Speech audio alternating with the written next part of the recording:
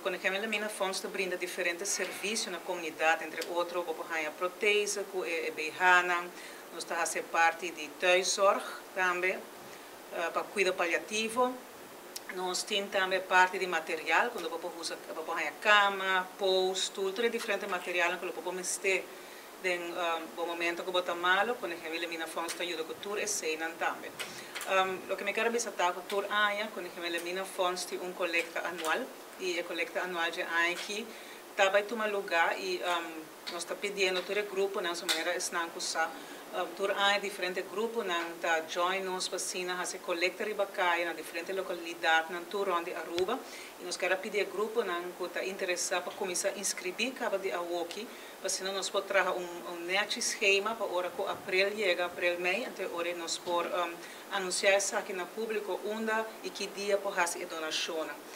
Pensando que essa donação promete ser onde no transcurso de ano nós temos diferentes contas bancárias.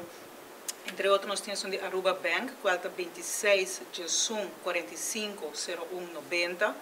O tem de Banco de Caribe 80 71 0901. O tem também de CMB, da Jesum 20 39 705. E também tem Pay.away, qual é o número de conta da 0047103. Essa aqui está diferente de forma, não, que você fazer a donação na conexão elimina fundos.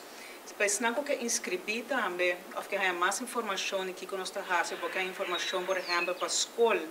para dar uma charla, funcionar que dar uma spreekbeurt, sempre pode chamar-nos entre março e janeiro, de 10 horas para 2 horas e meia, na 58204-2. Sendo também nós estamos cooperando de forma aqui, que a meta de Conexão Elimina Fundos para informar e educar e conscientizar a comunidade de que o câncer e como para poder que sabe, e também dar um sustento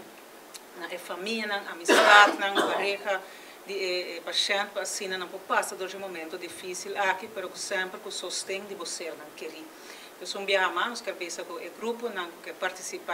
aqui na coleta anual, você mais que bom venir, chama na 58204-2, de março para janeiro, entre 10 horas e 2 horas e meia, e assim nós podemos inscrever, e assim nós podemos anunciar via prensa, via social media, que dia e onde cada grupo está para.